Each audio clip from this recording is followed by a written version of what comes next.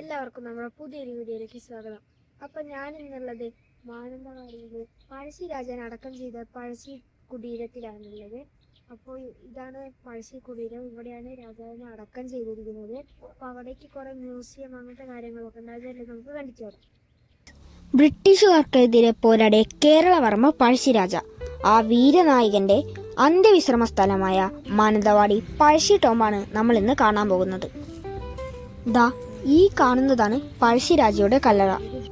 ഒരുപാട് വർഷങ്ങൾക്ക് മുൻപ്, അതായത് 1805 നവംബർ 30 അദ്ദേഹം വീരമൃത്യു വരിച്ചത്.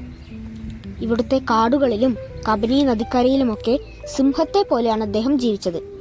ശത്രുക്കളായ ബ്രിട്ടീഷുകാർക്ക് പോലും അദ്ദേഹത്തോട് വലിയ ബഹുമാനമായിരുന്നു. അതുകൊണ്ടാണ് അവർ ഇത്രയും ആദരവോടെ അദ്ദേഹത്തെ ഇവിടെ അടക്കം ചെയ്തത്.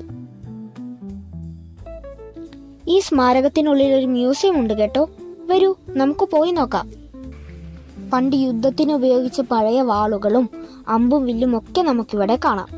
ഈ കാണുന്നതൊക്കെ തന്നെ വിവിധ കാലഘട്ടങ്ങളിലെ വയനാടിന്റെ ചരിത്രവും ഇവിടുത്തെ ജീവിതവും ഒക്കെ രേഖപ്പെടുത്തി വെച്ചിരിക്കുന്ന ഭാഗമാണ്. ഇത് ഈ മ്യൂസിയത്തിലെ പ്രധാന ഭാഗമാണ്. ഒരു ഗോത്ര ഗാലറിയാണ്. വയനാട്ടിലെ ഗോത്ര ജനത ഉപയോഗിച്ചിരുന്ന വിവിധ വസ്തുക്കളും വീട്ടുപകരണങ്ങളും ഒക്കെ തന്നെ നമുക്കിവിടെ കാണാൻ സാധിക്കും. വിവിധ സാധനങ്ങൾ ശേഖരിച്ചു വെക്കാൻ ഉപയോഗിക്കുന്ന മുള കൊണ്ട് നിർമ്മിച്ച കൊമ്മ ഉണ്ടോ?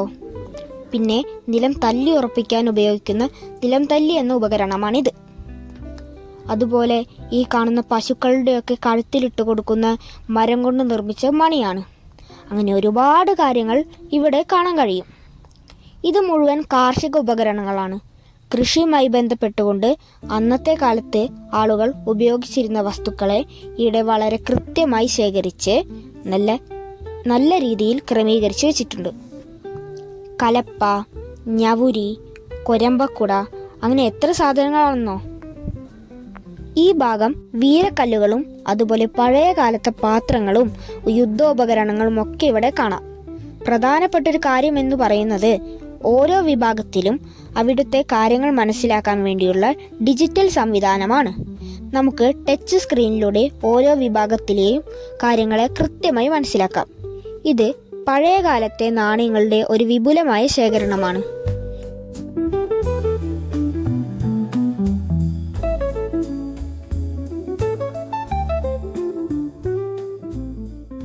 ഇതാ ഈ ഫോട്ടോയിൽ കാണുന്ന പോലെ ഇങ്ങനെയായിരുന്നു കേട്ടോ പഴശ്ശി കുടീരം. പിന്നീടാണ് ഇത് പുതുക്കി പണി കഴിയിപ്പിച്ച് ഇന്ന് കാണുന്ന ഈ രീതിയിലുള്ള സംവിധാനമായത്. ഈ കുടീരത്തിനോട് ചേർന്ന് മനോഹരമായുള്ളൊരു ഗാർഡനും ഇവിടെയുണ്ട്. നമുക്ക് വന്നിരിക്കാനും വിശ്രമിക്കാനും ഒക്കെ നല്ല സൗകര്യങ്ങളാണ് ഇവിടെയുള്ളത്.